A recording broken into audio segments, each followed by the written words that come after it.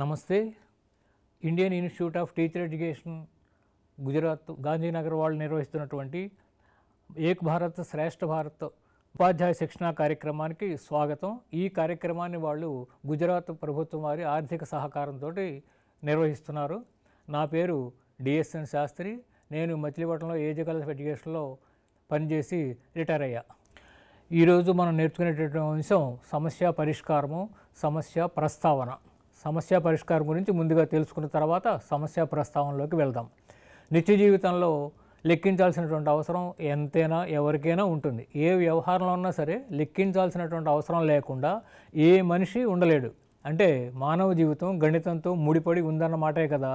ప్రతి వ్యక్తి జీవితాన్ని ఏ చీకు చింత లేకుండా గడపాలని ఆశిస్తాడు. కానీ ప్రతి ఒక్కరూ ఏదో రకంగా చికాకుతోటి ఉంటూనే ఉంటారు. అంటే ఏవో సమస్యలు వారికి ఉన్నాయి, అవి సాధింపబడలేదు అని అర్థం. ఆ సమస్యలు సాధింపబడ్డాక నిశ్చింతగా హాయిగా ఉండొచ్చు. సమస్య సాధనకు మానవులు ఎంతో కృషి చేస్తారు. దానికి ఎంతో ఆలోచన కావాలి. అట్టి ఆలోచనకు ఎన్నో అంశాలు చాలా అవసరం. ఆ సమస్యకు గల కారణాలు, సాధించడానికి గల అనేక పద్ధతులు, అందులో సులువైన పద్ధతి ఏదో తెలుసుకోవడం ముఖ్యమైనటువంటిది. ఇటువంటి ఆలోచన ఎట్టి సమస్యలోని చిక్కుముడినైనా విడదీసి చికాకును తొలగించి మనసుకి హాయినిస్తుంది. లోతుగా చూస్తే సమస్యను సాధించే పద్ధతులు ఎలా ఉన్నా వాటి కోసం తీవ్రమైనటువంటి ఆలోచన శక్తి అవసరం అని తెలుస్తుంది. ఏ మనిషికైనా ఆలోచన శక్తి తప్పకుండా ఉండి తీరాలి. దాంతో తగినటువంటి నిర్ణయాలు తీసుకునే అవకాశం కలుగుతుంది. మిగిలిన సబ్జెక్టులన్నింటికంటే గణిత శాస్త్రం విద్యార్థుల్లో వారి భావి జీవితానికి అవసరమైనటువంటి ఆలోచన శక్తిని పెంచగలదు అనే భావనతోనే పాఠశాలలో గణితం బోధించబడుతోంది. నిత్య జీవితంలో ఎదురయ్యే సమస్యలను స్వయంగా, సవ్యంగా, వేగంగా సాధించగలవారుగా తయారు చేయడానికి పాఠశాలలో విద్యార్థులకు సమస్యల్ని సాధించడంలో శిక్షణ ఇవ్వబడుతుంది.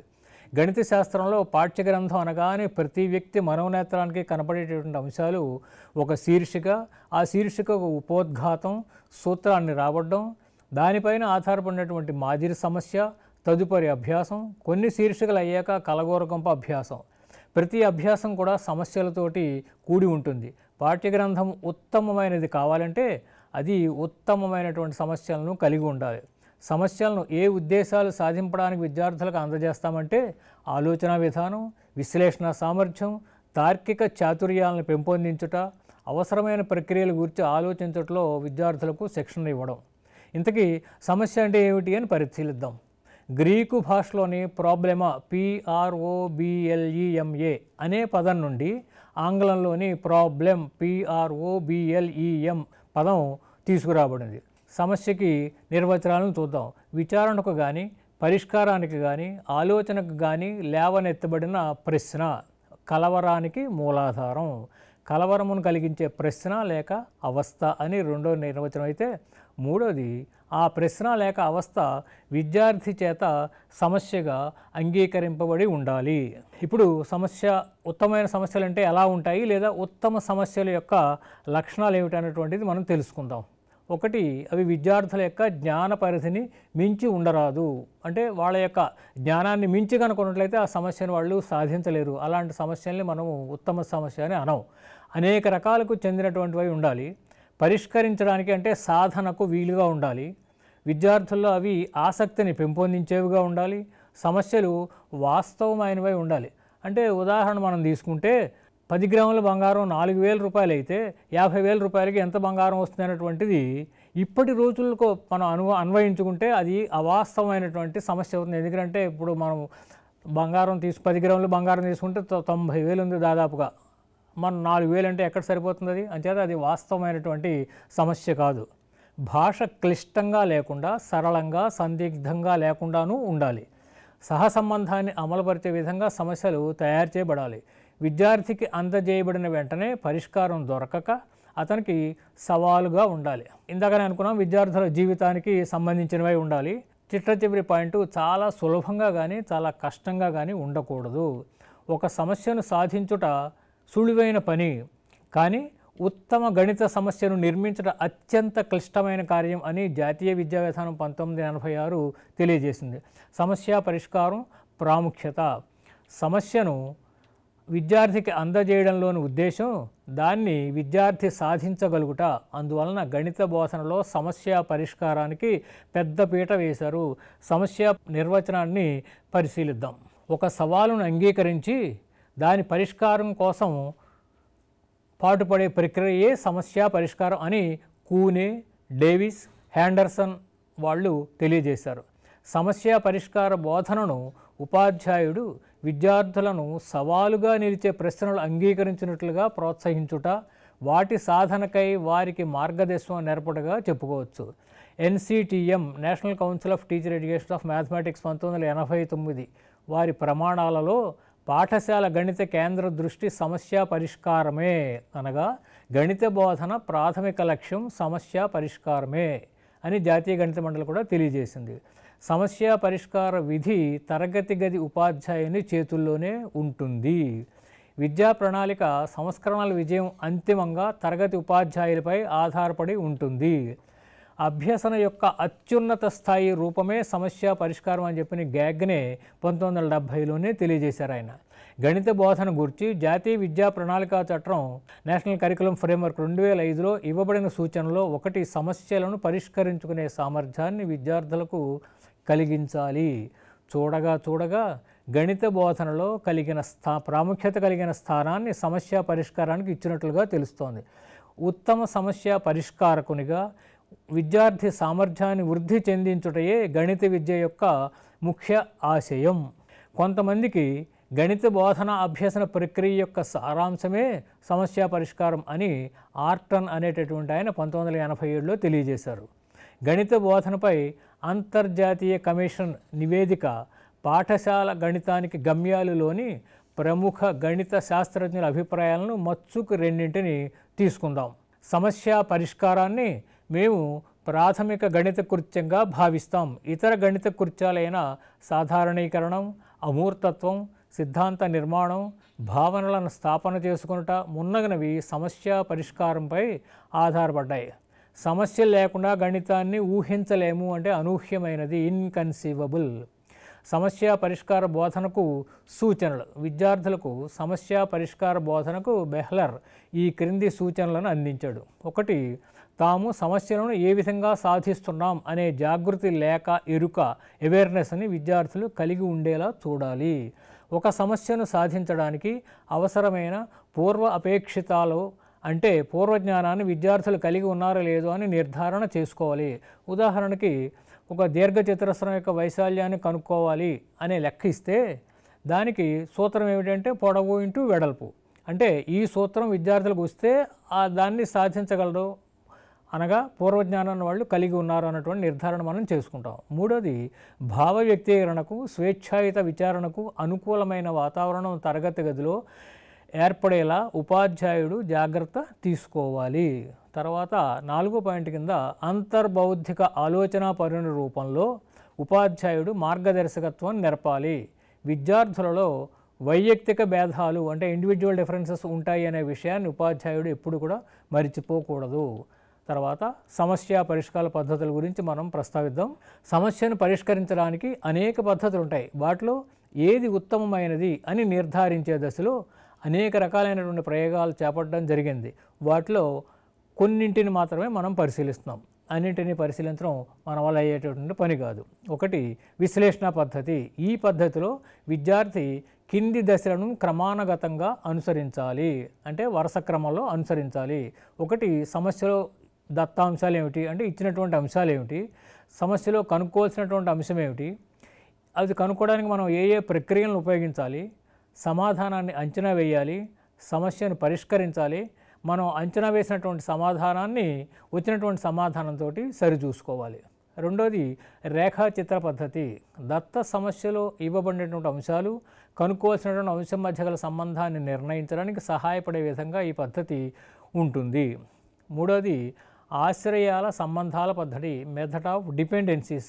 ఇచ్చిన సమస్యలోని అంశాల మధ్య గల సంబంధాలను విద్యార్థి గుర్తించినట్లు నేర్పబడుతుంది. ఈ ప్రక్రియ విశ్లేషణ విధానంలో చాలా ముఖ్యమైన దశగా గుర్తింపబడింది. నాలుగోది, సదృశ్య పద్ధతి, మెథడ్ ఆఫ్ ఎనాలజీ. పరిష్కారం కోసం ఇవ్వబడిన సమస్య కష్టంగా ఉంటే దానిని పోలిన చిన్న మౌఖిక సమస్యను విద్యార్థికి ఇస్తారు. దీన్ని అతడు సాధించగానే దీనికి ఇవ్వబడిన సమస్యకు మధ్య గల సారూప్యతను అతడు గమనించినట్లు చేస్తారు. తద్వారా విద్యార్థి పరిష్కారం కోసం ఇవ్వబడిన సమస్యను సాధించగలడు అనే ఊహ ఈ పద్ధతికి ఆధారం.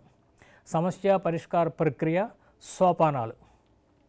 సమస్యను పరిష్కరించడానికి ఒక పథకాన్ని రూపొందించుకోవాలి. అప్పుడే సమస్య పరిష్కారం అనుకున్న రీతిలో ఒక దశ తర్వాత మరొక దశగా ముందుకు సాగి సులువుగా సమస్యను పరిష్కరించగలరు. ఆ దశలు క్లుప్తంగా చూద్దాం మనం. 1. సమస్యను గుర్తించడం. మొట్టమొదటగా సమస్యను గుర్తించడం జరుగుతుంది. ఆ తర్వాత అది ఏ రకమైన సమస్య అని గుర్తించబడుతుంది. తర్వాత సోపానం కింద సమస్యను నిర్వచించుట, అనగా సమస్య యొక్క పరిధిని గుర్తించాలి. దానివల్ల పరిష్కారానికి ఏం చేయాలో తెలుస్తుంది. 3వ సోపానం అవసరమైనటువంటి దత్తాంశాన్ని సేకరించుట. సమస్య పరిష్కారానికి అవసరమయ్యే దత్తాంశాన్ని మనం గుర్తించాలి. ఒక్కోసారి ఎక్కువ కూడా ఇవ్వవచ్చు. అందువల్ల విద్యార్థులు మొత్తం దత్తాంశాన్ని గుర్తించి పరిష్కారానికి అవసరమయ్యే దత్తాంశాన్ని మాత్రమే సేకరించుకుని మిగిలిన దాన్ని వదిలేయాలి. ఉదాహరణకి దీర్ఘచతురస్రాకారంలో ఉన్న ఒక గది నేల పొడవు, వెడల్పు, గోడ ఎత్తు ఇచ్చినటువంటి సమస్యలో కనుక్కోవాల్సినటువంటి అంశంగా గది భూవైశాల్యము అని ఉంది. ఇందులో ఇచ్చినటువంటి అంశాలు ఏమిటంటే దీర్ఘచతురస్రాకారంగా ఉన్నటువంటి గది, ఆ గది యొక్క నేల పొడవు, నేల వెడల్పు, గోడ యొక్క ఎత్తు. కనుక్కోవాల్సిన అంశం ఏమిటంటే గది యొక్క భూవైశాల్యం. అవసరమైనటువంటి గది భూవైశాల్యం కనుక్కోవడానికి అవసరమైనటువంటి అంశాలు ఏమిటంటే నేల పొడవు, వెడల్పే. అంటే దీంట్లో ఎక్కువగా ఇచ్చినటువంటి అంశం గోడ ఎత్తు. కాబట్టి సమస్య పరిష్కారానికి అవసరమైనటువంటి అంశాలైన నేల పొడవు, వెడల్పులను స్వీకరించి అదనపు అంశమైనటువంటి గోడ ఎత్తును వదిలివేయాలి. 4వది దత్తాంశాన్ని వ్యవస్థీకృతం చేయడం. సేకరించబడిన సమాచారం సమస్య పరిష్కారానికి దారి తీయనట్లుగా వ్యవస్థీకరింపబడాలి. 5 తాత్కాలిక పరిష్కారాన్ని రూపొందించుకోవడం. వ్యవస్థీకృత దత్తాంశం ఆధారంగా విద్యార్థి తాత్కాలిక పరిష్కారాన్ని రూపొందిస్తాడు. 6 సరైనటువంటి పరిష్కారాన్ని కనుగొనడం. పై సోపానంలో నుండి సరైన పరిష్కార మార్గాన్ని తార్కిక ప్రక్రియ ద్వారా విద్యార్థి కనుగొంటాడు. ఫలితాలను ధృవీకరించడం. వచ్చిన ఫలితాలను ధృవీకరణ లేకుండా అంగీకరించకూడదు. అందువల్ల పై సోపానం ద్వారా పొందిన ఫలితాలు సరైన ఫలితాలని ధృవీకరించుకోవడం జరగాలి. అప్పుడే వాటిని అంగీకరించడం జరుగుతుంది. అందుకే మనం బీజగణిత సమస్యలలో అవ్యక్త రాశి విలువను పొందిన తర్వాత దత్తాంశంలో ప్రతిక్షేపించి సరిచూసిన తర్వాత మాత్రమే జవాబుని అంగీకరిస్తాం. కొద్దిపాటి తేడావేత్తలు విద్యావేత్తలందరూ ఈ దశలనే అంగీకరించారు. సమస్యల్ని పరిష్కరించడంలో ఉండేటటువంటి ఇబ్బందులు, విద్యార్థులు కలిగేటటువంటి ఇబ్బందులు అన్నమాట. 1 ఆసక్తి లేకపోవడం, 2వది గణన నైపుణ్యాలు లేకపోవడం, 3వది తక్కువ మానసిక సామర్థ్యాన్ని కలిగి ఉండడం, రాతపూర్వక పనిని ఒక క్రమంలో అమర్చడంలో లోపం, ధర్మాలు, నియమాలు, సూత్రాలకు సంబంధించినటువంటి అవగాహన లేమి, సంకేతాల విషయంలో తబ్బిబ్బవడం అంటే కన్ఫ్యూజ్ అవ్వడం, మౌఖిక గణనలను వేగంగా చేయలేకపోవడం, పరిమిత పదజాలాన్ని అంటే లిమిటెడ్ వొకాబులరీని కలిగి ఉండి కారణం చేత పరిమాణాత్మక సంబంధాలను కనుగొనట్లో ఇబ్బంది పడ్డం. ఇక చివరి పాయింట్గా సమస్యను పూర్తిగా లేదా పాక్షికంగా అర్థం చేసుకోవడంలో విఫలం కావడం. సమస్య పరిష్కారం యోగ్యతలు. ఇవి స్వీయ అభ్యసనను అంటే సెల్ఫ్ లెర్నింగ్ను అలవాటిస్తుంది, మానసిక కుతూహలాన్ని ప్రేరేపిస్తుంది, వ్యక్తిగత పనులకు అవకాశాన్ని కల్పిస్తుంది, విద్యార్థి ఇచ్చిన సమయంలో ఎక్కువ సమస్యలను సాధించగలడు, ఉపాధ్యాయుడు విద్యార్థుల మధ్య సన్నిహిత సంబంధాన్ని పెంపొందిస్తుంది, విద్యార్థులలో ఆలోచనను, విచక్షణను, ఊహాశక్తిని ప్రేరేపిస్తుంది, ఓర్పు, సహకారం, ఆత్మవిశ్వాసం వంటి కోరదగినటువంటి లక్షణాలని పెంపొందిస్తుంది, నిజ జీవితంలో సమస్యల పరిష్కారానికి విద్యార్థులను సిద్ధపరుస్తుంది, గణిత సమస్యల పరిష్కారానికి నిజ జీవిత సమస్యల పరిష్కారానికి మధ్య సారూప్యత అంటే పోలిక ఎక్కువగా ఉంటుంది. సమస్య పరిష్కారం పరిమితులు. దీనికోసం ఉపాధ్యాయునికి ప్రత్యేక సంసిద్ధత అవసరం. స్థిరమైనటువంటి పద్ధతి. విద్యార్థుల పురోగతి నెమ్మదిగా ఉంటుంది. గణితంలోని అన్ని అంశాలకు ఈ పద్ధతి సరిపోదు. ఈ పద్ధతికి అనుగుణంగా రాయబడిన పుస్తకాలు అందుబాటులో లేవు. ప్రభావవంతమైనటువంటి సమస్య పరిష్కారానికి చిట్కాలు. 1 సంక్లిష్ట సమస్యలను చిన్న చిన్న భాగాలుగా విడగొట్టండి. అంటే సమస్య కనుక క్లిష్టంగా ఉంది అనుకుంటే అంతా ఒకసారి మనం చేయలేం కాబట్టి ముక్కలుగా దాన్ని విడగొడతాము. సంక్లిష్టంగా ఉంటే కంగారు పెడుతుంది మనల్ని. అలాంటప్పుడు దీర్ఘమైనటువంటి శ్వాస తీసుకోండి ఒక చిట్కా కింద. తర్వాత సమస్యని మరింత నిర్వహించదగిన ముక్కలుగా విడగొట్టడం ప్రారంభించండి. ఈ విధానం సమస్యను తక్కువ భయపడుతుంది. ఒకేసారి ఒక భాగంపై దృష్టి పెట్టడానికి ప్రయత్నించండి. ఉదాహరణకి మనము అంకగణిత సగటును కనుక్కునేటువంటి సమస్యను కనుక తీసుకుంటే దాంట్లో వాళ్ళు మనకి ఇచ్చేటటువంటిది ఫ్రీక్వెన్సీ డిస్ట్రిబ్యూషన్ టేబుల్, ఫ్రీక్వెన్సీ ఇస్తారంతే. దానికి మనం అంకగణిత సగటును కనుక్కోవడానికి మొట్టమొదటి ఏం చేస్తాము, ఆ ఫ్రీక్వెన్సీ యొక్క మొత్తాన్ని కనుక్కుంటాము. రెండోది ప్రతి క్లాస్ ఇంటర్వల్ యొక్క మధ్య విలువను కనుక్కుంటాము. ఆ మధ్య విలువలో ఉండే ఒక మధ్య విలువను ఎజ్యూమ్డ్ వాల్యూగా తీసుకుంటాము. తర్వాత డీవియేషన్స్ రాస్తాము. ఎఫ్డీలు కనుక్కుంటాము, ఎఫ్డీ కనుక్కుంటాము. ఎఫ్డీల్లో మైనస్ ఎఫ్డీలు ఉంటాయి, ప్లస్ ఎఫ్డీలు ఉంటాయి కాబట్టి సిగ్మా ఎఫ్డీని కనుక్కుంటాము. తర్వాత ఫ్రీక్వెన్సీల మొత్తము, ఎజ్యూమ్డ్ వాల్యూ, ఫ్రీక్వెన్సీల యొక్క సిగ్మా ఎఫ్డీ, ఈ విలువలను ఒక క్లాస్ ఇంటర్వల్ యొక్క లెంగ్త్, వీటిని తీసుకెళ్ళి దీంట్లో మన సూత్రంలో ప్రతిక్షేపించి సూక్ష్మీకరించి చేస్తాం. దీన్ని ఒకేసారి మనం లెక్కన చేయడానికి ప్రయత్నం చేయకుండా ఒక్కొక్క భాగమే, అంటే మొదటిది ఫ్రీక్వెన్సీల యొక్క మొత్తం కనుక్కున్నాము, సరిగా కనుక్కున్నామా లేదా, బాగా కనుక్కున్నాము. తర్వాత రెండోది ఫ్రీక్వెన్సీ క్లాస్ ఇంటర్వల్స్ యొక్క మిడ్ వాల్యూస్ రాసాము అని ఇలాగా ఒక్కొక్క సమస్యని ముక్కలుగా విడగొట్టి ఆ ముక్క మనం పూర్తిగా చేసాము అన్న తర్వాత దానికి వెళ్తాం. ఇక రెండో దాంట్లోకి వస్తే చూడండి, సోపానాలను ఒక్కొక్కటిగా అనుసరించండి. ఇక్కడ అదే విషయాన్ని ఇంకా స్పష్టంగా చెబుతున్నారు. ఇక్కడ ఏమంటే ఇలా చేయడానికి మనకి సహనం చాలా ముఖ్యం. సమస్యను మొత్తంగా పరిష్కరించడానికి ప్రయత్నించే ముందు సమస్య యొక్క ప్రతి భాగాన్ని పరిష్కరించడంపై దృష్టి పెట్టండి. ఈ దశల వారీ ప్రక్రియ తప్పును నిరోధిస్తూ మిమ్మల్ని మరింత సమర్థవంతంగా సరైన పరిష్కారానికి దోవ చూపిస్తుంది. ఇక్కడ ఇదే లెక్క మనం తీసుకుంటే ఇందాక అనుకున్నాం కదా, మొదటిది ఫ్రీక్వెన్సీలు మొత్తం కనుక్కున్నాము, ఓకే బ్రహ్మాండంగా చేసాము, అయిపోయింది. రెండోది వీటి యొక్క క్లాస్ ఇంటర్వల్స్ యొక్క మిడ్ వాల్యూస్ రాసాము. ఇలాగా వరుసని చేసుకుంటూ వెళ్ళండి. తర్వాత మూడో పాయింట్ ఏంటంటే చిన్న విజయాలను సెలబ్రేట్ చేసుకోండి. అంటే మీరు ఒక సోపానాన్ని పూర్తి చేసిన తర్వాత ప్రతిసారి మీ భుజం మీద ఒక్కసారి మీరు అలా తరుచుకోండి. ఎందుకోసమే మజాగా చేశాను అన్నటువంటి దానికి, లేదా యాహూ అనుకోండి వాళ్ళకి. అది ఈ చిన్ని విజయాలు మీ ప్రేరణని కొనసాగించడానికి, మీకు ఉత్సాహాన్ని, ఉత్తేజాన్ని ఉన్నతంగా ఉంచడానికి సహాయపడతాయి. తర్వాత గత సమస్య పరిష్కార అనుభవాలు కూడా ఉపయోగించుకోవడం మంచిది. ఇలాంటి సవాళ్ళ గురించి ఆలోచించండి. గత వారం మీరు జయించిన అంటే మీరు సాధించిన బీజగణిత సమీకరణం గుర్తుందా? అప్పుడు మీకోసం పనిచేసిన వ్యూహాలను గుర్తు చేసుకుంటే మీ గత విజయాలే మీకు జ్ఞాన నిధి. ఇంకా 5వ పాయింట్, మునుపటి తప్పుల నుండి నేర్చుకోండి. తప్పు చేశాం కదా అని మీరు ఏం కంగారు పడద్దు. ఆ తప్పుల నుంచి మీరు పాఠాలు నేర్చుకోవాలి. మీరు మొదటిసారిగా ఫలితాన్ని పొందకపోయినా ఏమీ పర్వాలేదు, అంటే లెక్క తప్పు చేసినా ఏమీ ఇబ్బంది లేదు. ఏమి తప్పు జరిగిందో పర్యావలోకనం చేసి మీ ప్రస్తుత విధానాన్ని తెలియజేయడానికి ఈ అంతర్దృష్టిని ఉపయోగించడం చాలా ముఖ్యం. అంటే అందుకనే మనం లెక్కను చేసిన తర్వాత ఏం చేస్తామంటే మళ్ళీ ఒకసారి వెనక్కి వెళ్ళి ఎక్కడ జరిగింది ఏమిటి అనేటువంటిది చూసుకుంటాం. అంతా సరిగా ఉంటే సరిపోయింది, లేనట్లయితే ఎక్కడో తప్పు జరిగిందని చెప్పి ఆ తప్పును కనుక్కుని దాన్ని మనం సరి చేసుకుంటాం. అదే పబ్లిక్ పరీక్షలో వెళ్ళేటప్పుడు మనం పిల్లలకి అదే చెప్తాం. ఒకసారి ఓ ప్రాబ్లమ్ సాల్వ్ చేసిన తర్వాత దాని మీద వెంటనే చూడొద్దు. కొన్ని లెక్కలు చేసిన తర్వాత మళ్ళీ మొదటికి వచ్చి ఇది సరిగా చేసామా లేదా అని చెప్పని వేరుగా చూసుకోమంటాం. అలా చేసుకునేటప్పుడు ఏం చేయమంటాము, వాళ్ళు చేసినటువంటి రఫ్ వర్క్ అంతా కూడా ఒక చోట నీట్గా ప్రజెంట్ చేసుకోమంటాం. ఎందుకంటే వెరిఫై చేసుకునేటప్పుడు మనం చేసినటువంటి రఫ్ వర్క్ని తీసుకుంటే సరిపోతుంది, లేకపోతే మళ్ళీ మొత్తం లెక్కను చేయాల్సి వస్తుంది. అది తర్వాతది సహకారమే మీ స్నేహితుడు.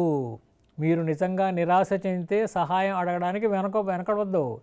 బహుశా మీ తోటివారు కానీ లేదా ఉపాధ్యాయులు కానీ ఇంతకుముందు ఇలాంటి సమస్యలను ఎదుర్కొనే ఉండొచ్చు. వారి అనుభవం మీకు అవసరమైనటువంటి ప్రోగ్రెస్ని అందిస్తుంది. గుర్తుంచుకోండి, మీరు ఎదుర్కొనే ప్రతి సమస్య మీ సమస్య పరిష్కార నైపుణ్యాలకు పదును పెట్టడానికి ఒక అవకాశం. ఏ అవకాశాన్ని మీరు వదులుకోవద్దు. ప్రతి దాన్ని మీరు ఎదుర్కోగలరు, నాకు తెలుసు. ప్రత్యేకించి మీ చేతిలో ఉన్న పనికి అనుగుణంగా ప్రయత్నించి నిజమైన వ్యూహాలను వర్తింపజేస్తూ ముందుకు సాగండి, నేర్చుకుంటూ ఉండండి. అన్నింటికంటే ముఖ్యంగా మీపై మీరు నమ్మకం ఉంచుకోండి. అంటే ఆత్మవిశ్వాసాన్ని కలిగి ఉండండి. దేన్నైనా నేను చేయగలను అనేటటువంటి ఆత్మవిశ్వాసాన్ని కలిగి ఉండండి. ఐ కెన్ డూ అన్నటువంటి ధోరణిలో ఉండండి, అంతేగాని కెన్ ఐ డూ అనే ధోరణిలో మాత్రం ఉండొద్దు. విద్యార్థి కేంద్రీకృత అభ్యసన నమూనాను ఉపాధ్యాయుడు ఉపయోగిస్తే విద్యార్థుల సమస్య పరిష్కార సామర్థ్యాలు పెరుగుతాయి అని విజయంతి హెర్మన్ ఉసియానా అనేటటువంటి వాళ్ళు 2017లో ఒక పరిశోధన ఫలితంగా కనుక్కొని మనకి తెలియజేశారు. తరగతి గదిలో సమస్య పరిష్కార సామర్థ్యాన్ని పెంపొందించడానికి కొన్ని చిట్కాలను ఇప్పుడు మనం చూద్దాం. ఒకటి, నిజ జీవిత సమస్యలతో కనెక్ట్ అవ్వండి, అంటే అనుసంధానం కానివ్వండి. విద్యార్థుల జీవితాలకు సంబంధించిన సమస్యలను గుర్తించడం ద్వారా ప్రారంభించండి. ఈ కనెక్షన్ వారిని నిమగ్నం చేస్తుంది, సమస్యను మరింత ప్రభావవంతం చేస్తుంది.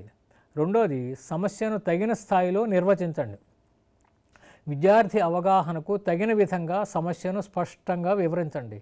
వివరణ మీరు ఎంత స్పష్టంగా ఉంటే విద్యార్థులకు ఆసక్తిని అంత పెంచవచ్చు. ఒకవేళ మీ ఇచ్చే వివరణ కనుక అస్పష్టంగా ఉంటే విద్యార్థులు ఆసక్తిని కోల్పోతారు. దానివల్ల ఏమవుతుందంటే ఆసక్తిని ఎప్పుడైతే కోల్పోయారో తక్కువ ప్రయోజనకరమైనటువంటి ఫలితాలు మనకి వస్తాయి.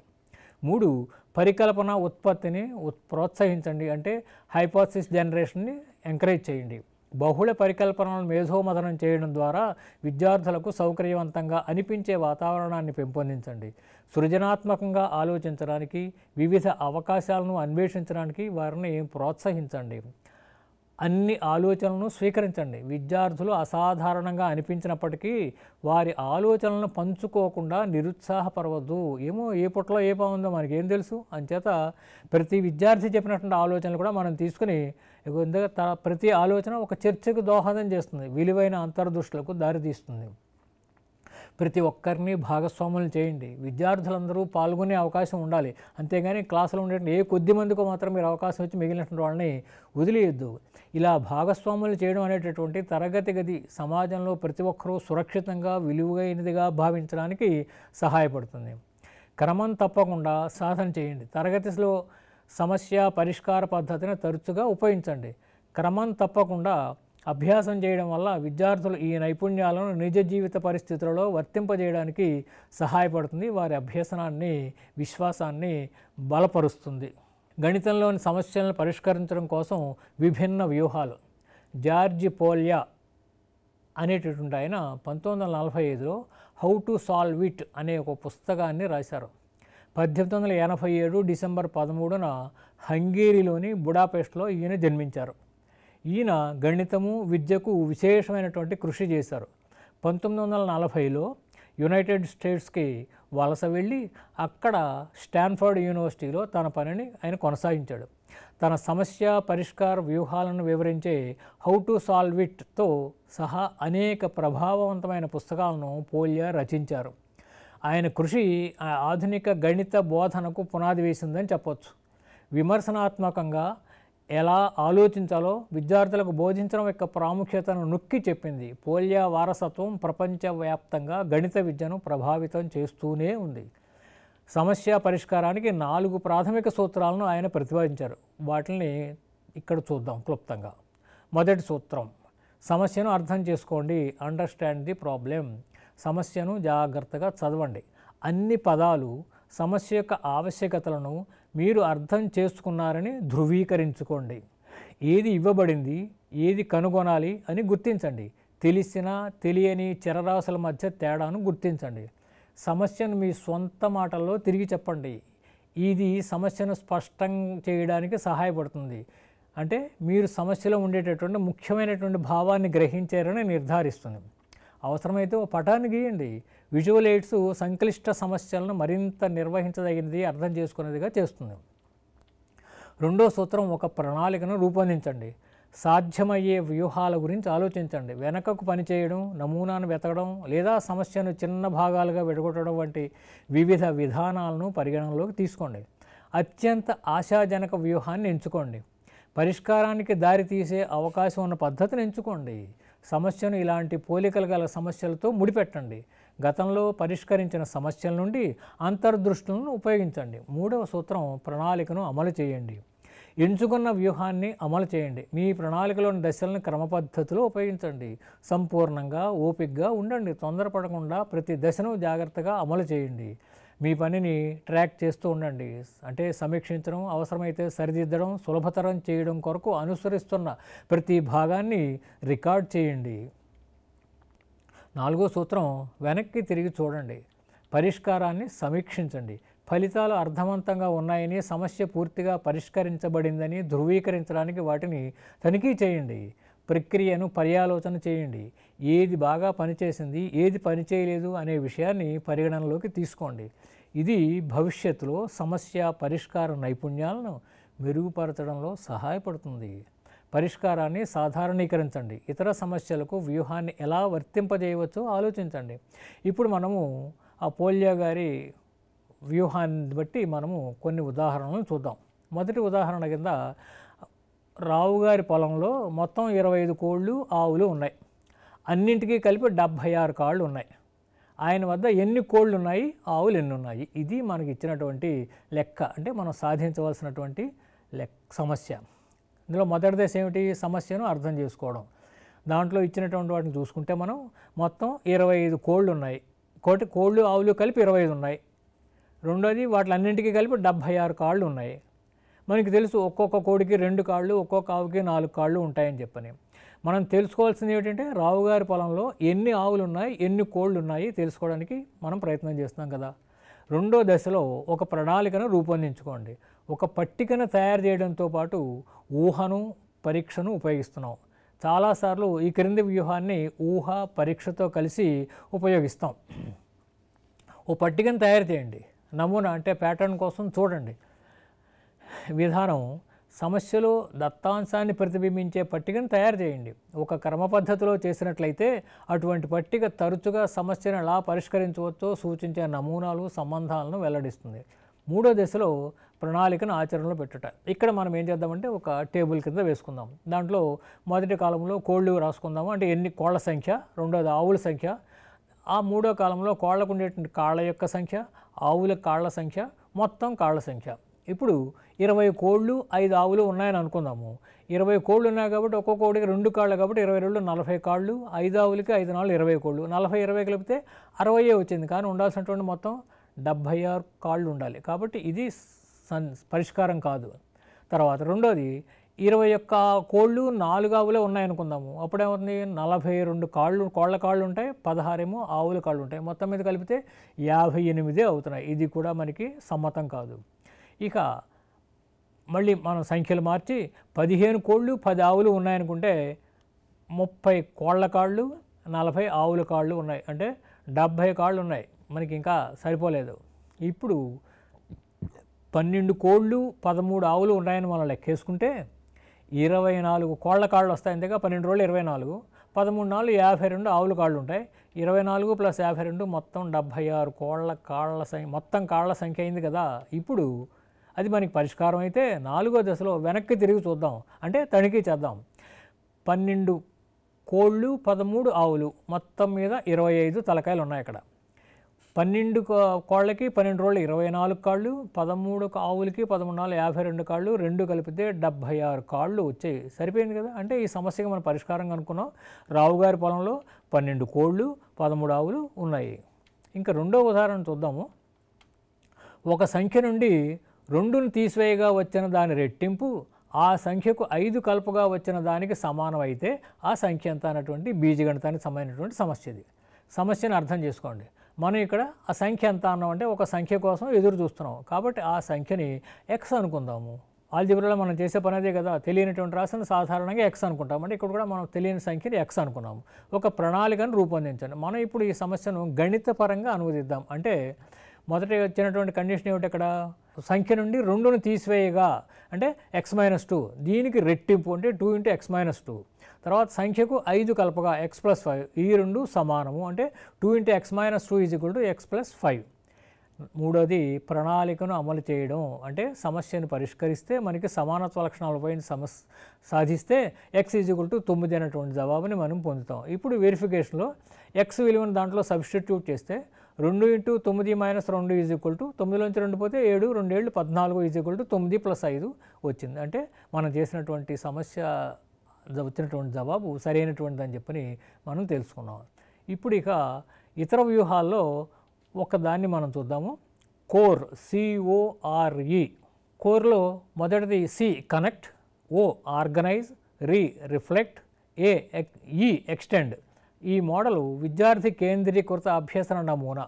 ఎందుకంటే కోర్ ద్వారా విద్యార్థులు కొత్త జ్ఞానాన్ని పాత జ్ఞానాన్ని అనుసంధానం చేయడం, కనెక్ట్ నిర్వహించడం, నేర్చుకున్న భావనల గురించి ఆలోచించడం, అభ్యసన ప్రక్రియలో వారి జ్ఞానాన్ని విస్తరించడం ద్వారా వారి జ్ఞానాన్ని పెంపొందించుకోవచ్చని కర్వెన్, మిల్లర్, స్మిత్, కాల్పి అనేటటువంటి వాళ్ళు 2010లో తెలియజేశారు. కోర్ మోడల్ 4 అంశాలను మిళితం చేస్తోంది. CORE. కనెక్టింగ్ అనేది పాత సమాచారాన్ని కొత్త సమాచారంతో లేదా భావనల మధ్య అనుసంధానించే దశ. ఆర్గనైజింగ్ అనేది పొందిన సమాచారాన్ని నిర్వహించే దశ. పర్యాలోచన దశ ఇప్పటికే పొందిన సమాచారాన్ని పునరాలోచించే దశ. విస్తరించడం అనేది జ్ఞానాన్ని విస్తరించే దశ. ఇంకా ఇప్పుడు మనము చూసుకుంటే సమస్య ప్రస్తావనలోకి మనం వెళ్తే, అంటే ప్రాబ్లమ్ పోజింగ్. పబ్లిక్ పరీక్షల్లో ఇవ్వబడేటటువంటి సమస్యల్ని పాఠ్యగ్రంథం నుండి యథాతథంగా దిగుమతి చేయరాదు. అనగా పాఠ్యగ్రంథంలో ఉన్నటువంటి సమస్యను పోలినటువంటి సమస్యలను తయారు చేసుకుని ఇవ్వాల్సి ఉంటుంది. ఇది వీలవుతుందా అనే ప్రశ్నకి సమాధానాన్ని పరిశీలిద్దాం. అదే మన ఈ అంశం యొక్క ముఖ్యోద్దేశం. ముందుగా లెక్క సమస్యల భావాలను పరిశీలిద్దాం. గణిత సూత్రంలోని చరరాశుల స్థానంలో వాటి విలువలను ప్రతిక్షేపించి జవాబును కనుగొనుటకు ఇవ్వబడే అంశాలనే లెక్కలు అంటారు. అంటే సూత్రాన్ని ఉపయోగించి దత్తరాశుల మధ్య గల సంబంధాలను తెలుసుకుని వాటి సహాయంతో జవాబుని కనుక్కుంటాం. ఈ విధంగా చేయడంలో కొంత కలవరపాటును చెందే అవకాశం ఉంది. ఇట్లు సాధించడంలో కలవరపాటును కలిగించే వాటినే సమస్యలు అంటారు. సవాలుగా నిలిచే సమస్యలను రూపొందించే కళ నిస్సందేహంగా స్పష్టమైన జవాబులను ఇచ్చే కళతో సమాన ప్రాముఖ్యం కలిగిందే కాక క్లిష్టమైనది కూడా అని చెప్పి 1996లో బ్రోనర్ మహాశయుడు తెలియజేశాడు. ఇదే సందర్భంలో ఎబెల్ ఏమన్నారంటే, గణితంలో సమస్య ప్రస్తావన ఒక కళ, ఖచ్చితంగా దాన్ని సాధించడం కంటే ఉన్నతమైనటువంటి విలువ కలిగినది అని ఆయన తెలియజేశాడు. మరి మన దేశంలో చూస్తే జాతీయ విద్యా ప్రణాళికా చట్టం నేషనల్ కరికులం ఫ్రేమ్వర్క్ 2005లో గణిత బోధనకు ఇవ్వబడిన సూచనలు ముఖ్యంగా పేర్కొన్నది ఏమంటే, విద్యార్థులు అర్థవంతమైన సమస్యలను పరిష్కరించడంతో పాటు సమస్యలను తయారు చేయగలగాలి. అంటే వాళ్ళు సాధించడమే కాకుండా తయారు చేయగలగాలి. 1938లో అంటే ఇప్పటికీ దాదాపుగా 87 సంవత్సరాలకు ముందర ఐన్స్టీన్, ఇన్స్ఫీల్డ్ అనే 2 శాస్త్రజ్ఞులు విజ్ఞాన శాస్త్రంలో సార్థకమైన ప్రశ్నలను నిర్మించే సామర్థ్యం యొక్క ప్రాముఖ్యాన్ని గుర్తించారు. ఈ సందర్భంగా వాళ్ళు ఏమన్నారంటే, ఒక సమస్యను సాధించడం కంటే అత్యంత ఆవశ్యకమైనది ఒక సమస్యను రూపొందించుట. సమస్య సాధన అన్నటువంటిది కేవలం గణిత లేక ప్రాయోగిక నైపుణ్యాలను ప్రదర్శించడమే.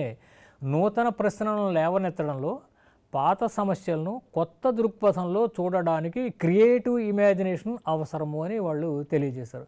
87 సంవత్సరాల క్రితం ఆస్ట్రేలియా విద్యామండలి 1991లో ఏమని పేర్కొంది అంటే, విద్యార్థులను విస్తరించిన గణిత వ్యాసంగాలలో మునిగి తేనేలా చూడాలి. ఆ వ్యాసంగాలు ఆశించే అంశాలు ఏమిటంటే, 1 సమస్య ప్రస్తావన ప్రోత్సహించడం, 2 వికేంద్రీకరణ చింతన అంటే డైవర్జెంట్ థింకింగ్, 3 వారు తమ గణిత ప్రశ్నలకు తామే సమాధానం చెప్పుకునేలా ప్రయత్నింపజేయుట, 4 ప్రశ్న నిర్మాణతను చేయుట, 5 ప్రత్యామ్నాయ వ్యూహాలను అన్వేషించినట్లుగా చేయుట. ఏది ఏమైనప్పటికీ గణిత సమస్యల ప్రస్తావన సామర్థ్యాన్ని వృద్ధి చెందించడం అనే విషయం వాటిని సాధించుట కంటే కనీస ప్రాముఖ్యత కలిగిదని గుర్తించట్లో గణిత బోధకులు, ఉపాధ్యాయులు వెనకబడి ఉన్నారు. గణిత సమస్య ప్రస్తావనను అనేక మంది పరిశోధకులు అనేక దృక్కోణాల్లో పరిశీలించారు. వాటిలో కొన్నింటిని చూద్దాం.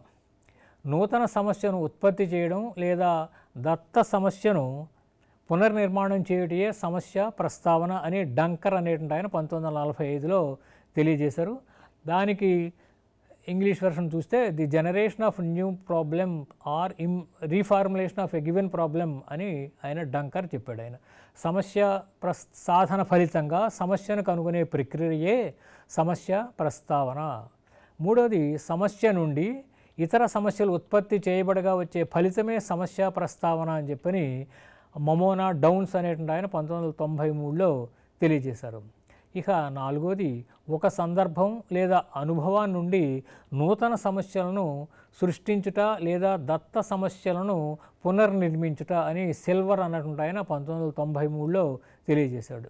ఐదోది, సమస్య ప్రస్తావన అంటే దత్త సందర్భం నుండి రూపొందించబడిన గణిత సమస్యల యొక్క శ్రేణియే అని షుక్వాన్ అనేటువంటి ఆయన 1993లో తెలియజేశారు.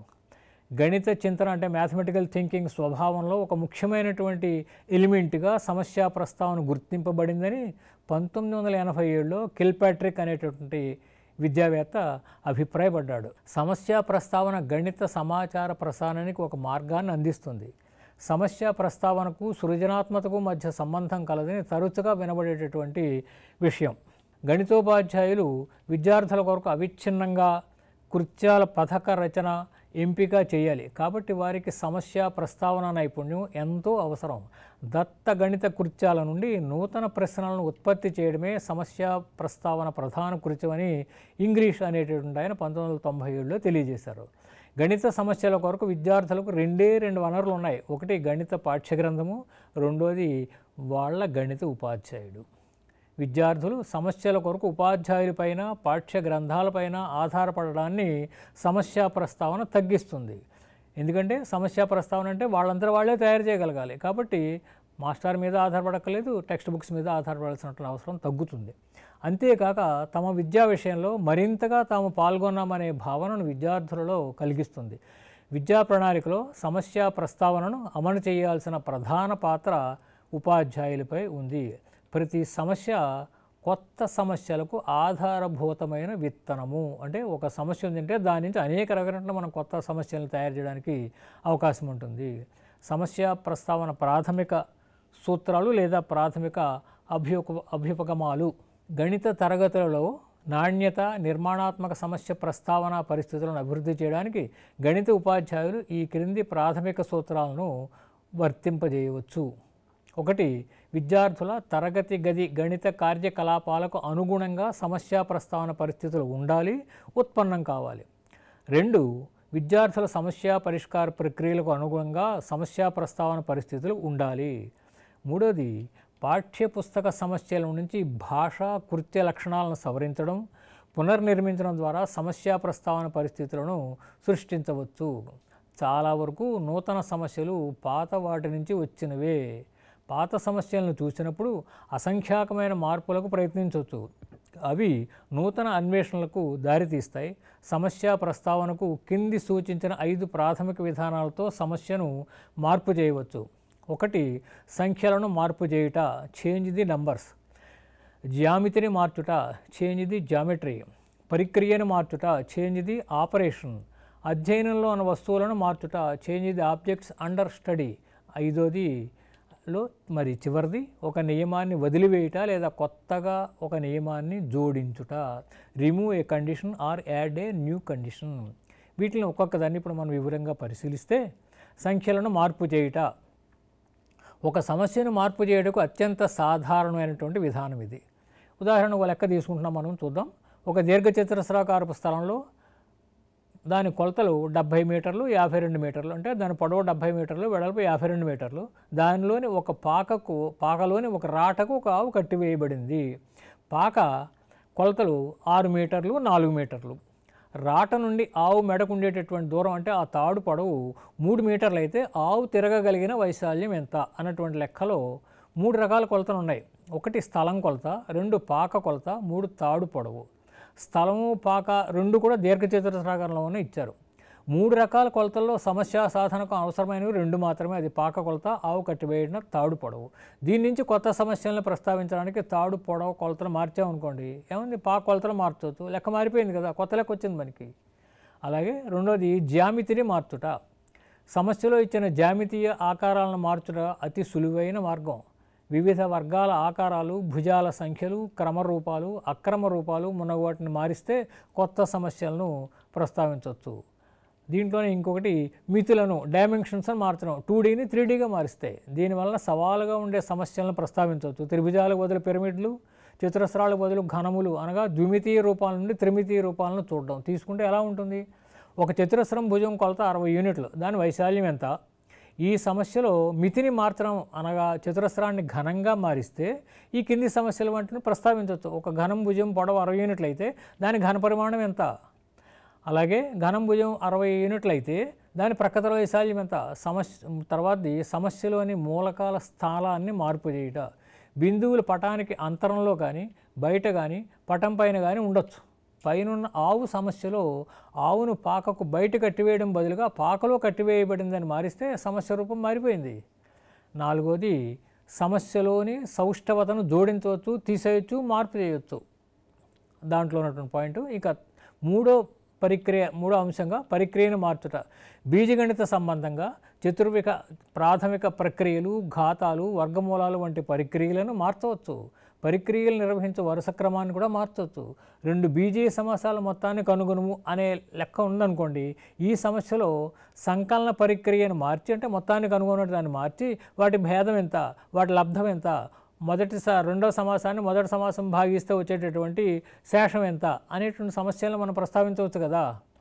లేదా a = 4 అయితే a² ఎంత, దీని నుండి a³ విలువ ఎంత అన్నటువంటి దాన్ని ప్రస్తావించవచ్చు. ఇక జ్యామితీయ సంబంధంగా లంబాలకు బదులుగా మధ్యగతాన్ని నిర్మించు, అంటే లంబం నిర్మించినటువంటి లెక్కలో మధ్యగతాన్ని నిర్మించు అన్నాం, లెక్క మారిపోయింది. ఒక కోణాన్ని సమద్విఖండన చేయము అనే దాని బదులుగా 3 భాగాలు చేయమన్నాం, కొత్త లెక్క వచ్చింది.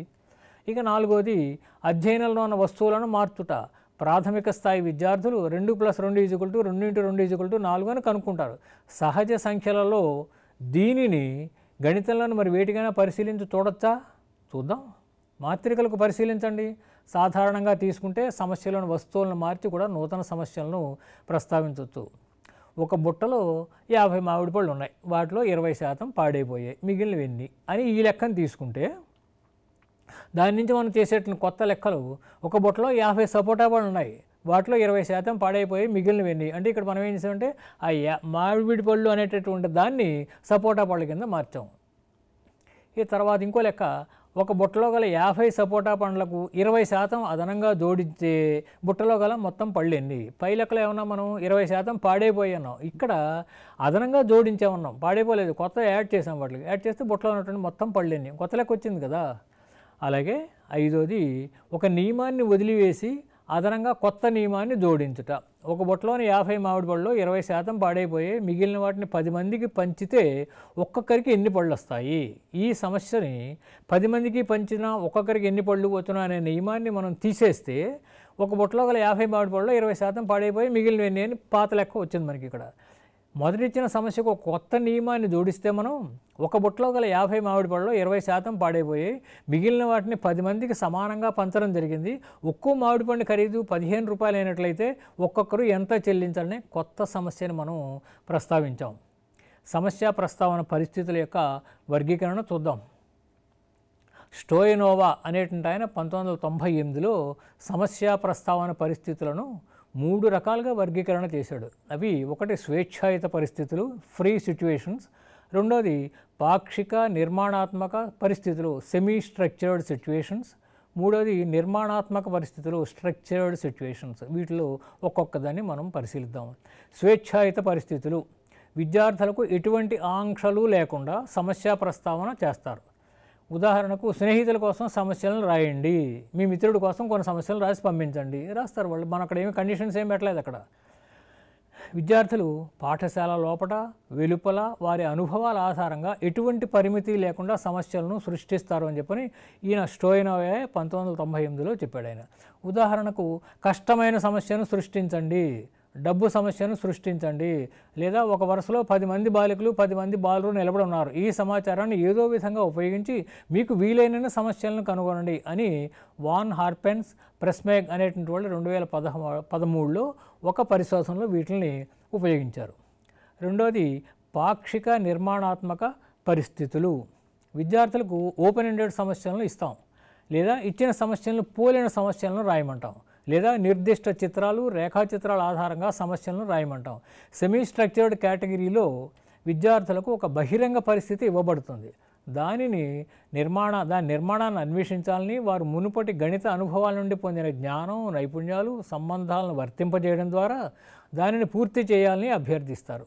ఒక ఇమేజ్, గ్రాఫ్ లేదా టేబుల్ ప్రదర్శింపబడే దృశ్య ప్రాతినిధ్యాలు, ఓపెన్ వెర్బల్ కథలు ఇతరులతో పాటు సెమీ స్ట్రక్చర్డ్ ప్రాబ్లమ్ పోజింగ్ అధ్యయనాల్లో తరచుగా ఉపయోగపడతాయి అని ఇంగ్లీష్ 1998లోను, సిల్వర్ అండ్ కాయ్ 2005లోను, స్టాయినోవా 1996లోను తెలియజేశారు.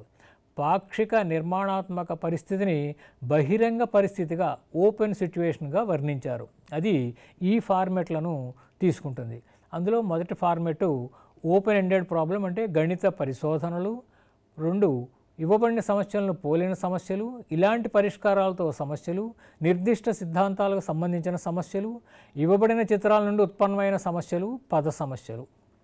ఈ వ్యూహాన్ని విద్యార్థులతో ఈ క్రింది విధంగా అభివృద్ధి చేశారు. 1 పాక్షిక నిర్మాణాత్మకమైన దైనందిన జీవిత పరిస్థితులను విద్యార్థులందరికీ అందించారు. 2 విద్యార్థులు తమ అభిప్రాయాల నుంచి పరిస్థితులను పూర్తి చేసి ఆ పరిస్థితి నుంచి సమస్య ప్రస్తావనలు చేయాలని కోరారు.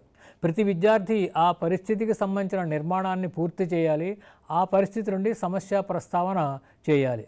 ఉదాహరణకి ఇక్కడ పాక్షిక నిర్మాణాత్మక పరిస్థితిని చూడండి. ఒక వ్యక్తి 3500కు ఒక సైకిల్ని కొన్నాడు, కొత్తదో పాతదో. 1 సంవత్సరం తర్వాత అతను దాన్ని తన పొరుగు వారికి విక్రయించాడు అని ఇచ్చారంతే డేటా. గణిత పరిస్థితిగా మీ అభిప్రాయం నుండి ఈ పరిస్థితిని పూర్తి చేయండి. ఈ పరిస్థితి నుండి 2 లేదా 3 ప్రశ్నలను ఉత్పత్తి చేయండి. 3500 కొన్నాడు కాబట్టి 4000కి అమ్మాడు అనుకోండి, అంటే అతనికి వచ్చిన లాభం ఎంత అని అడుగుతాం. లేదు 3000 రూపాయలకు అమ్మాడు అని అడుగుతాం, దాని ద్వారా అతనికి వచ్చినటువంటి నష్టం ఎంత. లేదు 3500కే అమ్మాడు, మళ్ళీ 3500కే అమ్మితే అతనికి లాభమా నష్టమా అని అడుగుతాం. ఏమీ లేదు కదా, 3500 కొన్నాడు, 3500కి అమ్మాడు. చాలా అదృష్టవంతుడు, అంతే కదా, కొన్న రేటు మళ్ళీ తిరిగి వచ్చేసింది అతనికి. 3వది నిర్మాణాత్మక సమస్య ప్రస్తావన పరిస్థితులు. విద్యార్థులు ఇప్పటికే పరిష్కరించిన సమస్యలను పరిష్కరించడం, పునర్నిర్మించడం లేదా వానిలోని పరిస్థితులు లేదా ప్రశ్నలను మార్చడం ద్వారా సమస్య ప్రస్తావన జరుగుతుంది. సమస్య ప్రస్తావన యొక్క ప్రయోజనాలు. సమస్య ప్రస్తావన ప్రయోజనాల్లో తమ విద్యార్థులు వాస్తవంగా ఏమి చేయగలరు అని ఉపాధ్యాయులు అర్థం చేసుకోవడానికి సమస్య ప్రస్తావన అనుమతిస్తుంది. విద్యార్థులు గణిత నైపుణ్యాలను అభివృద్ధి చేయడానికి, గణితంపై వారి అవగాహనను పరిశోధించడానికి సమస్య ప్రస్తావన ప్రయోజనకరంగా ఉంటుందని స్టాయినోవా 2003లో తెలియజేశాడు. ఆయన విద్యార్థుల మానసిక మేధో వికాసానికి కూడా సమస్య ప్రస్తావన ముఖ్యమని చెప్పని రిజ్వీ 2004లో చెప్పాడు ఆయన. సమస్య గణిత ప్రస్తావన నైపుణ్యాలు, ప్రాబ్లమ్ పోజింగ్ స్కిల్స్. గణిత బోధన అభ్యసనలో సమస్య ప్రస్తావన కార్యకలాపాలను ఉపయోగించడానికి వివిధ కోణాల నుండి ఈ క్రింది నైపుణ్యాలు అవసరం అవుతాయి. 1 ప్రస్తావించబడిన సమస్యలను పరిశోధించడానికి, పరిష్కరించడానికి సమస్య పరిష్కార వ్యూహాలను ఉపయోగించండి. దైనందిన గణిత పరిస్థితుల నుండి సమస్యలను రూపొందించండి. గణిత పరిస్థితులకు అనుగుణంగా సమస్యలను ప్రస్తావించడానికి తగిన విధానాన్ని ఉపయోగించండి. 4 గణితంలోని వివిధ శీర్షికల మధ్య సంబంధాలను గుర్తించండి. 5వది నూతన సమస్య పరిస్థితులకు పరిష్కారాలు, వ్యూహాలను సాధారణీకరించండి. 6 సంక్లిష్ట సమస్యలనే కాక సులభ సమస్యలను కూడా ప్రస్తావించండి. 7వది గణిత సబ్జెక్టుల అనువర్తనాలను, గణిత సమస్యలను ప్రస్తావించడంలో ఉపయోగించండి. సమస్య ప్రస్తావన వ్యూహాలను మెరుగుపరచడానికి ప్రశ్నలను ఉత్పత్తి చేసే సామర్థ్యం కోసం ఈ క్రింది ప్రశ్నలకు సమాధానాలను ఆలోచించండి. నేను సమస్యను ఎలా పూర్తి చేయగలను? నేను ఇతర ప్రశ్నలను వేయగలనా? నేను ఎన్ని పరిష్కారాలను కనుగొనగలను? మేధోపరంగా సమస్య ప్రస్తావన ప్రయోజనకరంగా ఉంటుంది. ఎందుకంటే విద్యార్థులను అనేక దిశలలో ఆలోచించడానికి ప్రోత్సహిస్తుంది. పాఠశాల నుండి పాఠశాల వెలుపల క్రమశిక్షణా పరిధిలో వివిధ విభాగాల నుండి వారి అభ్యసనను ఏకీకృతం చేస్తుంది. విద్యార్థుల ద్వారా ప్రస్తావించబడిన సమస్యలు బ్లూమ్ వర్గీకరణలో 1956 వర్గీకరణలో రెండవ అత్యున్నత స్థాయి అయినటువంటి సింథసిస్, అదే సంశ్లేషణ స్థాయిలో విద్యార్థులను అంచనా వేయడానికి కూడా ఉపయోగపడుతుందని తెలియజేశారు. దీనిని విద్యాక్షేత్రంలో సాధారణంగా సంభవించే ప్రశ్నల అమూర్తత్వ స్థాయిని వర్గీకరించడానికి అతను సృష్టించాడు. ఎందుకంటే ఇది విద్యార్థులకు పాత ఆలోచనలను ఉపయోగించి కొత్త వాటిని సృష్టించడం, అనేక ఆలోచనలను మిళితం చేయడం, విభిన్న విద్యా ప్రణాళికా క్షేత్రాలను ఏకీకృతం చేయడం, సమస్యల్ని సవరించడం, సమస్యలో ఇచ్చిన కొత్త సమాచారాన్ని పునర్వ్యవస్థీకరించడం, కొత్త పరిస్థితులను కనుగొనుటకు అవకాశాలను ఇస్తుంది. భావి ఉపాధ్యాయుల శిక్షణా కార్యక్రమాలతో సమస్య ప్రస్తావన ఏకీకృతం చేయడం. భావి ఉపాధ్యాయులు అంటే అర్థమైంది కదా, మీరే బీఈడీ ట్రైనీస్ కదా, మీకోసమే ఇది. గుంజాలెస్ 1996లో ఆయన వెలివించిన అభిప్రాయం ఏమిటంటే, విద్యా ప్రణాళికలో సమస్యా ప్రస్తావన అమలు చేయడంలో ఉపాధ్యాయులది ముఖ్యమైన పాత్ర. ఏది ఏమైనా సమస్యా ప్రస్తావన ఒక ముఖ్యమైన బోధనా పద్ధతిగా గుర్తించబడినప్పటికీ చాలామంది విద్యార్థులకు గణిత అధ్యయనంలో సమస్యా ప్రస్తావనను అనుభవించే అవకాశం ఇవ్వబడదు. ఇది సిల్వరు ఇతరులు 1996లో వెలిబుచ్చినటువంటి అభిప్రాయం. చాలా సందర్భాల్లో ఉపాధ్యాయులు నైపుణ్యాలు, నియమాలు, విధానాలకు ప్రాధాన్యత ఇస్తారు. ఇవి అవగాహన, తార్కికతను అభివృద్ధి చేసే సాధనాలుగా బదులుగా అభ్యసన సారాంశంగా మారతాయని ఎర్నెస్ట్ అనే ఆయన 1991లో కనుక్కున్నాడు. పర్యవసానంగా గణిత ఉపాధ్యాయులు తమ విద్యార్థులలో సమస్య పరిష్కార నైపుణ్యాలను అభివృద్ధి చేయడంలో సహాయపడే అవకాశాన్ని కోల్పోతున్నారు. అలాగే అపరిచిత పరిస్థితులను నిర్వహించడంలో ఆత్మవిశ్వాసాన్ని పెంపొందించడానికి సహాయపడే అవకాశాన్ని కూడా కోల్పోతున్నారు. ఉపాధ్యాయులు చాలా అరుదుగా సమస్యా ప్రస్తావనను ఉపయోగిస్తారు. ఎందుకంటే తరగతి గదుల్లో అమలు చేయడానికి అవసరమైన నైపుణ్యాలు వారికి లేవు అని లీ యుంగ్ సిల్వర్ 1997లో అభిప్రాయాన్ని వెలిబుచ్చారు. తరగతి గదుల్లో అమలు చేయడానికి అవసరమైన నైపుణ్యాలు ఉపాధ్యాయులకు లేవు అని చెప్పని మరి చూడండి. అంచేత భావి ఉపాధ్యాయులకు వారి పాఠాలలో సమస్యా ప్రస్తావన ఎలా ఏకీకృతం చేయాలో నేర్పించాలి. ఇచ్చిన సమస్యల ఆధారంగా సమస్యలను ప్రస్తావించడం భావి గణితోపాధ్యాయుల సమస్య పరిష్కార సామర్థ్యాలను అభివృద్ధి చేయడానికి విలువైన వ్యూహం అని సౌత్వెల్ 1998లో కనుక్కున్నాడు ఆయన. అంతేగాక వారి పాఠాల్లో సమస్యా ప్రస్తావన కార్యకలాపాలను చేర్చడం వల్ల వారి విద్యార్థుల గణిత పరిజ్ఞానం, అవగాహనలు బాగా తెలుసుకోవడానికి వీలు కల్పిస్తుంది. అందుకోసమే మీ సిలబస్లో ఈ ప్రాబ్లం పోజింగ్ అనేటువంటి దాన్ని ఇంక్లూడ్ చేశారు. సమస్యా ప్రస్తావన మీద కొన్ని పరిశోధన ఫలితాలు అవి కూడా మనం తెలుసుకుంటే మంచిది కదా. ఒకటి దహేర్ అనబౌసి 2018 ప్రకారం సృజనాత్మక ఆలోచన నైపుణ్యాలను పెంచడంలో సమస్యా ప్రస్తావన గణనీయమైన ప్రభావాన్ని చూపుతుంది. ముఖ్యంగా ధారాళత అంటే ఫ్లూయెన్సీ, సరళత అంటే ఫ్లెక్సిబిలిటీ, మౌలికత ఒరిజినాలిటీలపై ఆధారపడింది అని చెప్పని. 2 సమస్యా ప్రస్తావన గణితం పట్ల విద్యార్థుల దృక్పథాలను కూడా ప్రభావితం చేస్తుంది. రోసైని ఇతరులు 2019లో కనుక్కున్నారు ఈ విషయాన్ని. లింగపరంగా మగ విద్యార్థుల కంటే మహిళా విద్యార్థుల దృక్పథం మెరుగ్గా ఉంది అని చెప్పని డెరింగోల్, గుసెనోవా 2022లో కనుక్కున్నారు వాళ్ళు. అనేక పరిశోధన అధ్యాయాలు ఉపాధ్యాయ సమస్య ప్రస్తావన సామర్థ్యాలు ఇప్పటికీ ఆశించిన విధంగా లేవని చూపిస్తున్నాయి అని నో ఫ్రియాంటో, జుమ్రావర్షి 2019లో కనుక్కున్నారు. దానికోసమైనా మనం ఈ సామర్థ్యాలని పెంచుకుందాం.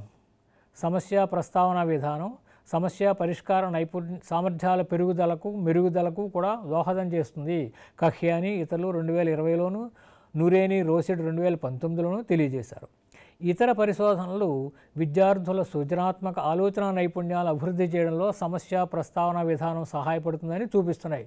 హెన్రియానా ఇతరులు 2019లోను, టీటీ కుసుమావతి ఇతరులు 2019లోను వాళ్ళ పరిశోధన ఫలితంగా వచ్చినటువంటి ఫలితం అన్నమాట ఇది. లింగం, జనాభా, ఉపాధ్యాయుడి విద్యా నేపథ్యం ఇవన్నీ ఉపాధ్యాయుడి సమస్య ప్రస్తావన సామర్థ్యంపై ప్రభావం చూపుతాయి అని బుసాకా ఇతరులు 2022లో తెలియజేశారు. ఇక తరగతి గదిలో సమస్య ప్రస్తావన విద్యార్థుల విమర్శనాత్మక ఆలోచన నైపుణ్యాలను మెరుగుపరుస్తుందని తేలింది. కెల్టియాని ఇతరులు 2022లోను, సుపాండి ఇతరులు 2020లోను ఈ విషయాన్ని తెలియజేశారు. బీఈడి విద్యార్థుల గురించి అనుకున్నాం కదా. ఇప్పుడు హై స్కూల్ విద్యార్థుల గురించి తెలుసుకుంటే సమస్య ప్రస్తావన గురించి విద్యార్థుల యొక్క అభిప్రాయాలు అంటే opinions of students on problem posing ఎలా ఉన్నాయి అన్నటువంటిది ఒక పరిశోధనలో పాల్గొన్నటువంటి విద్యార్థుల అభిప్రాయాలు కింద ఇవ్వబడ్డాయి. ఒక 4 మాత్రమే ఇచ్చాం, అందరిది రాయడం కష్టం కదా. నాకు పద సమస్యలతో కొన్ని సమస్యలు ఉన్నాయి. నా సొంతంగా ఒక పద సమస్యను ప్రస్తావించడం చాలా కష్టంగా ఉండేది. కష్టం సమస్యను ప్రస్తావించడంలో కాదు, నన్ను నేను పరిష్కరించుకోగలను, ఇది నాకు శ్రమ అని ఒక విద్యార్థి అభిప్రాయాన్ని వెలిపిస్తే, 2 ప్రశ్నలను సరిగా అడగడం వ్యక్తిగతంగా నాకు చాలా కష్టంగా అనిపించిన విషయం. నేను 3వ ప్రశ్నను వేసినప్పుడు నేను తదుపరి ప్రశ్నల గురించి ఆలోచించలేకపోయా. అందుకనే నేను అత్యంత కఠినమైన ప్రశ్నలను మాత్రమే వేయగలిగాను. 3వ విద్యార్థి అభిప్రాయం ఏంటంటే, ఈ పని యొక్క నియోజనాన్ని అర్థం చేసుకున్న వెంటనే వివిధ ఆలోచనలతో నా మనసు నిండిపోయింది. నేను ఆవిష్కరణను ప్రేమిస్తా కాబట్టి హద్దులు లేనంతగా సంతోషించా అని మూడో విద్యార్థి అంటే, నాలుగో విద్యార్థి ఏమన్నాడంటే, నాకు మొదటి ప్రతిస్పందన భయం. ఏది ఏమైనా నాకు మొదటగా గుర్తు వచ్చిన దాని నుండి ప్రారంభించా. ఒక సాధారణ అంటే సింపుల్ ప్రాబ్లం నుంచి తర్వాత నేను దానితో ఆడడం ప్రారంభించా. రకరకాల కాంబినేషన్స్ని వెతకడం, కనిపెట్టడం చాలా ఆహ్లాదంగా అనిపించింది అని మనం సమస్య ప్రస్తావన గురించి, సమస్య పరిష్కారం గురించి నేర్చుకున్నాం మనము. వీటిలో ఉండేటటువంటి విషయాల్ని మీరు వీలైనంతగా మీ సమస్య పరిష్కారం గురించి వివరంగా తెలియజేశాను మీకు. అలాగే సమస్య ప్రస్తావన గురించి పరిశోధన ఫలితాలతో సహా మీకు నేను తెలియజేశాను. సమస్య పరిష్కారం అనేది మనందరం నేర్చుకునేటటువంటి విషయము, ఉపాధ్యాయులు మనకి నేర్పేటటువంటి విషయము. సమస్య ప్రస్తావన అనేటటువంటి కూడా ఉపాధ్యాయులే మనకి నేర్పవలసినటువంటి అవసరం ఉన్నప్పటికీ మనంతట మనమే దాన్ని నేర్చుకోవడానికి మీరు ప్రయత్నం చేయండి. కాబోయే ఉపాధ్యాయులుగా ఇది మీకు ఎంతో అవసరమైనటువంటి విషయం. అది ఇందాక స్టాటిస్టిక్ ప్రాబ్లం ఒకటి నేను ప్రస్తావన చేశా. దాంట్లో ఏం చేసామంటే ఫ్రీక్వెన్సీ టేబుల్ను ఫ్రీక్వెన్సీస్ ఇచ్చారు. దాని నుంచి కొత్త సమస్యలు మనం ప్రస్తావించలేమా? బోల్డ్ని ప్రస్తావించవచ్చు. ఎందుకంటే ఆ ఫ్రీక్వెన్సీలను అటు ఇటు మార్చామనుకోండి, ఫ్రీక్వెన్సీ వాటి ప్లేస్ మార్చినప్పుడల్లా మనకి కొత్త సమస్య, కొత్త మీన్ వస్తూ ఉంటుంది కదా, లేకపోతే కొత్త మీడియన్ వస్తుంది, కొత్త మోడ్ వస్తుంది. అలాగా మీరు మీ అంతటి మీరే సమస్య ప్రస్తావన నైపుణ్యాన్ని సంపాదించుకుని మీ విద్యార్థుల్లో సమస్య ప్రస్తావన నైపుణ్యాలను ఎక్కువ మెరుగుపల చేసి మీరు మీ ఉపాధ్యాయ జీవితంలో ఉన్నతమైనటువంటి స్థానాలను చేరుకోవాలని ఆశిస్తూ మీ దగ్గర సెలవు తీసుకుంటున్నా.